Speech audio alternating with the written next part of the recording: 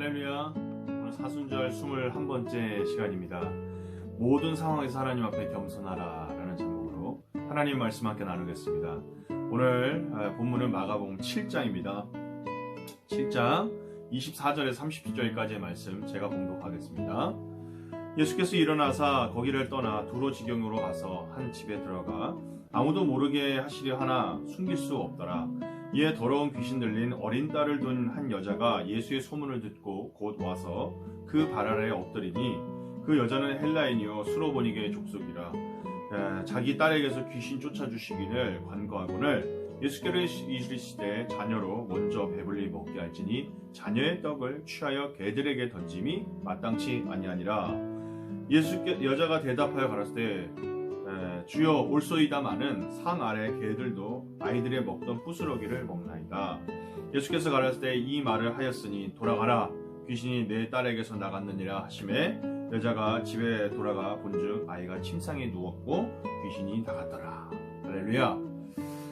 오늘 예수님이 두로라는 지역에 가셨는데 그곳에 귀신 들린 딸을 가진 여인이 한 명 있었습니다.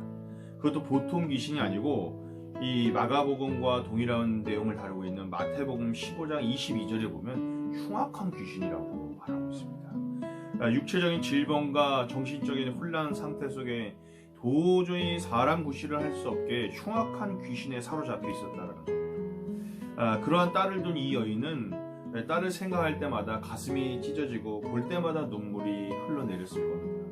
그런데 그때 기적의 예수님께서 자기의 동네에 오신다라는 것을 알게 된 거죠. 이것은 귀신 들린 딸을 갖고 있는 이 여인에게는 정말 정말 오아시스와 같은 그런 소식이었을 겁니다.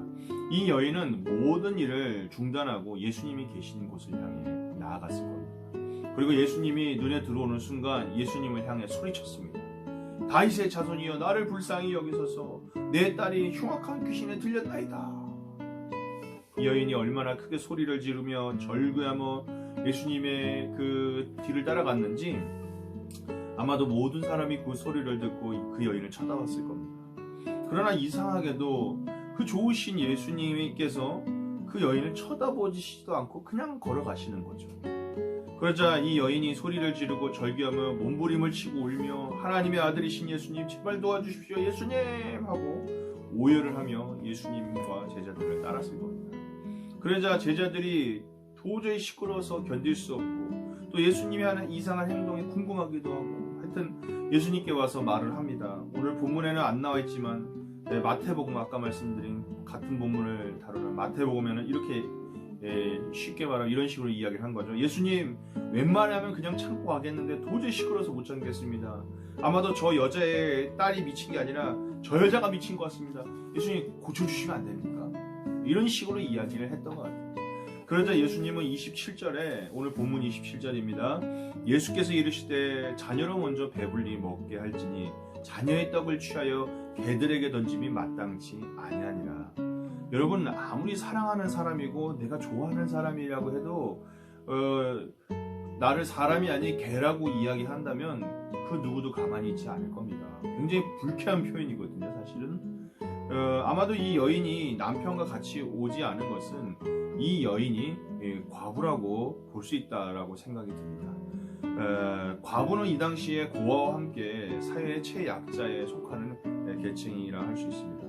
게다가 딸까지 귀신 들린 과부라. 이건 더 이상 설명하지 않아도 정말 불쌍한 사람인데 이런 불쌍한 여자를 예수님이 너는 개다라고 하시는 게 평소에 예수님을 알고 있는 제자들에게 그 장면이 상당히 충격적이지 않았을까 싶습니다. 그런데 이 여인이 더 충격적인 고백을 합니다. 28절에 여자가 대답하여 가로되 주여 올소이다마는 상 아래 개들도 아이들의 먹던 부스러기를 먹나이다. 예수님이 그런 식으로 심하게 말씀을 했는데도 이 여인은 기가 막힌 대답을 하는 거죠. 헬라어 단어에 보면요 여기에 나오는 이 개가 의미를 가지고 있습니다. 예수님께서 어떻게 보면 너는 개다라고 했을 때 이 여인이 받은 고백이 뭐냐면 예 저는 개입니다 맞습니다 그러니 주인이 도와주십시오 이런 내용이거든요. 근데 여기서 말하는 이 여인의 저는 개입니다라는 표현이 뭐냐면, 저는 들개가 아니라 주인이 있는 개입니다 라는 표현입니다. 그러니까 나는 주인이 있는 애완견입니다. 쉽게 말해서 예수님께서 너는 보잘것없는 개야 라고 했을 때 이 여인은 저는 주인이 있는 개로서 바로 저의 주인은 예수님 당신입니다.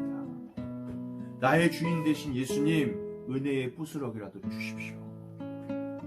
철저하게 낮아지고 깨어지고 모든 것에 대해서 자기 의의를 붙들지 않고 오직 예수님의 의의를 붙드는 완전한 믿음의 고백인 거죠.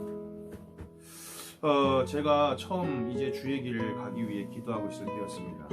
헌신을 했는데 내가 나라는 사람이 과연 자격이 있을까라는 고민을 할 때였습니다. 열렬히 주님 앞에 기도하고 있었습니다. 기도원에서 열심히 며칠을 기도하고 주님 앞에 무릎 꿇고 간구하고 있을 때 그 꿈이라는 것이 꼭 신비주의적인 걸 수도 있지만 저에게는 나름 의미 있는 꿈이었기 때문에 함께 나누고자 합니다. 오해는 하면 안 됩니다. 제가 기도를 막 하다가 잠이 들었는데 꿈에서 음성이 들려왔습니다. 너는 아니다. 꿈이지만 너무 이렇게 사실적이고 마음이 무너지는 것 같더라고요. 나는 아니구나. 내가 주의 길을 가고자 하는데 나는 아니구나. 막 정말 꿈인데도 눈물이 나고요. 꿈인데도 하나님 앞에 하나님 왜 제가 안 됩니까? 하나님 제가 그 길을 가길 원한다고 눈물을 흘리면서 꿈에서 기도를 했습니다. 그러다가 그 꿈속에서 제가 이런 고백을 했습니다. 하나님 맞습니다. 저는 제목이 아닙니다. 주의 길을 갈 만한 그런 사람이 못 됩니다. 그러나 하나님, 그런 사람일지라도 전능하신 하나님은 변화시키실 수 있고 제목으로 만들어 쓰실 수 있는 분이 전능하신 하나님인 줄 믿사오니 저를 사용하여 주시옵소서. 철저하게 낮아짐의 고백을, 철저하게 내 의의로 내가 목표를 할 수 없고 내 의의를 가지고 내가 무언가 할 수 없으며 오직 하나님의 의, 모든 것을 하나님께 맡기고자 한다고 고백하며 철저하게 낮아질 때 그때 어디선가 두 손으로 저를 안수하는 손길이 꿈에서 느껴졌어요. 근데 꿈인데도요 성령의 충만함을 느끼겠더라고요. 기쁨이 내 안에, 성령의 기쁨이 내 안에 충만해지면서 감동이 내 안에 막 꿈속인데도 밀려오고 꿈에서 깼을 때는요 그 기쁨이 너무나도 이루 말할 수 없었습니다. 그렇습니다. 여러분, 거룩하신 하나님 앞에 내가 무언가를 한다, 내가 무엇을 할 수 있다, 하나님 앞에 내가 뭔가를 드린다, 이 모든 의의를 버리시기를 소망합니다. 여러분, 오늘 이 시간도 하나님이 이 우주 만물을 주장하고 주관하시지 않으면요 한순간도 정말 우리의 생명, 우주의 모든 것들, 지구의 모든 것들은 살아갈 수 없습니다. 오늘도 우리에게 하나님께서 호흡을 허락하시지 않으면요 우리는 주님 앞에 돌아갈 수밖에 없습니다. 그렇습니다. 우리에게 하나부터 10가지, 100가지, 1000가지, 10,000가지 모든 것은 하나님께로부터 왔습니다. 우리가 누리고 있는 모든 것은 하나님이 허락하신 복입니다. 우리가 감히 무엇을 하나님 앞에 드리며 무엇을 우리가 하나님 앞에 자랑할 수 있겠습니까? 우리는 한낱 미물과 같은 존재입니다. 안개와 같이 이 땅에 잠시 왔다 잠시 가는 인생, 늘 주님 앞에 내가 어떤 존재인지를 겸손히 고백하며 주님의 은혜를 구할 수 있는 저와 여러분이 되기를 바랍니다. 그때 비로소 귀신 들렸던 그 딸을 데리고 있던 여인이 받았던 그 기적을 우리가 체험하게 될 줄 믿습니다. 예수님께서는 이제 그 고백을 들으시고 귀신 들린 딸을 데리고 있는 그 여인을, 어머니의 기도를 듣고 어떻게 보면 그 고백을 듣고 예수님께서 고쳐주십니다. 예수께서 가라사대 이 말을 하였으니 돌아가라, 귀신이 내 딸에게서 나갔느니라 하시매 여자가 집에 돌아가 본즉 아이가 침상에 누웠고 귀신이 나갔더라. 이제 말씀 마치겠습니다. 29절의 말씀, 나갔느니라 라는 말씀이 우리에게 주는 메시지가 있습니다. 여기서 나갔다라는 말은요 단순히 딸의 귀신이 떠나갔다라는 정도의 표현이 아니라 그 딸이 처음 태어날 때처럼, 아이가 처음 태어날 때 전혀 상처의 흔적이 없이 완전히 몸과 마음이 깨끗한 100% 순수한 상태로 주님께서 낫게 하셨다는 겁니다.